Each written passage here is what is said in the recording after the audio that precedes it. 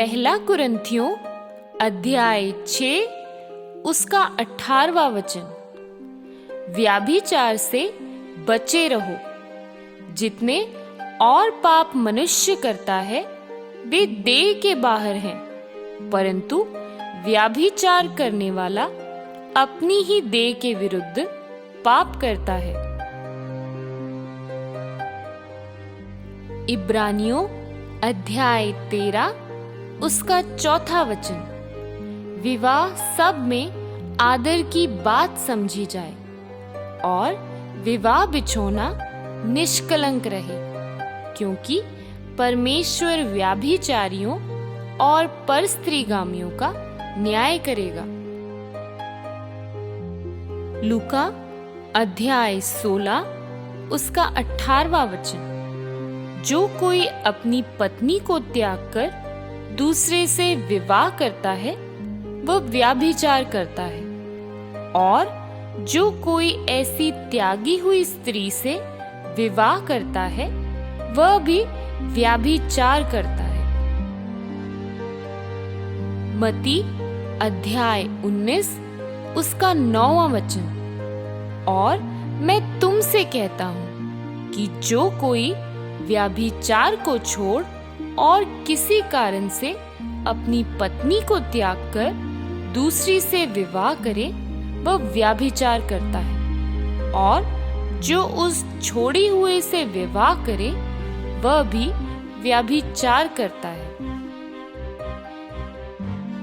नीति वचन अध्याय 6 उसका 32वां वचन। जो परस्त्री गमन करता है वह नीरा निर्बुद्ध है। जो ऐसा करता है वह अपने प्राण को नाश करता है। रोमियो अध्याय 7 2 से 3। क्योंकि विवाहित स्त्री व्यवस्था के अनुसार अपने पति के जीते जी उससे बंधी है, परंतु यदि पति मर जाए तो वह पति की व्यवस्था से छूट गई। इसलिए यदि पति के जीते जी वह किसी दूसरे पुरुष की हो जाए तो व्याभिचारिणी कहलाएगी, परंतु यदि पति मर जाए तो वह उस व्यवस्था से छूट गई। यहाँ तक कि यदि किसी दूसरे पुरुष की हो जाए तो भी व्याभिचारिणी ना ठहरेगी।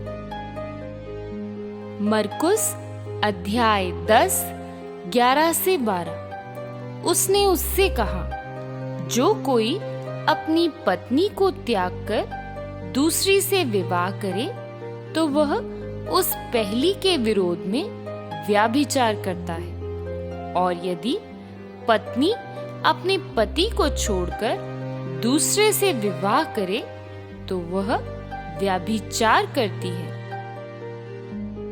मत्ती अध्याय 5 27 से 28। तुम सुन चुके हो कि कहा गया था व्याभिचार ना करना, परंतु मैं तुमसे ये कहता हूँ कि जो कोई किसी स्त्री पर कुदृष्टि डाले वह अपने मन में उससे व्याभिचार कर चुका। मत्ती अध्याय 5 31 से 32। यह भी कहा गया था, जो कोई अपनी पत्नी को त्याग दे तो उसे त्याग पत्र दे, परंतु मैं तुमसे ये कहता हूँ कि जो कोई अपनी पत्नी को व्याभिचार के सिवा किसी और कारण से तलाक दे तो वह उससे व्याभिचार करवाता है, और जो कोई उस त्यागी हुई से विवाह करे वह व्याभिचार करता है। पहला कुरिन्थियों अध्याय 6 9 से 10। क्या तुम नहीं जानते कि अन्यायी लोग परमेश्वर के राज्य के वारिस ना होंगे? धोखा न खाओ, न वेश्यागामी, न मूर्ति पूजक, न परस्त्रीगामी, न लुच्चे, न पुरुषगामी, न चोर, न लोभी, न पियक्कड़, न गाली देने वाले, न अंधेर करने वाले परमेश्वर के राज्य के वारिस होंगे। पहला थिस्सलुनीकियों अध्याय 4 3 से 5।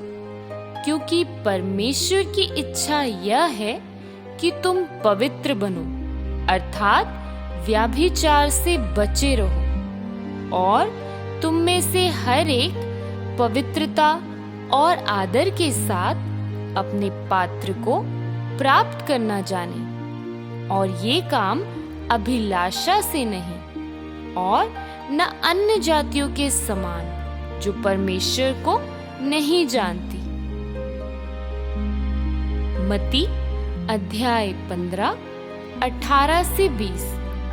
पर जो कुछ मुंह से निकलता है वह मन से निकलता है, और वही मनुष्य को अशुद्ध करता है, क्योंकि बुरे विचार, हत्या, परस्त्रीगमन, व्याभिचार, चोरी, झूठी गवाही और निंदा मन ही से निकलती है।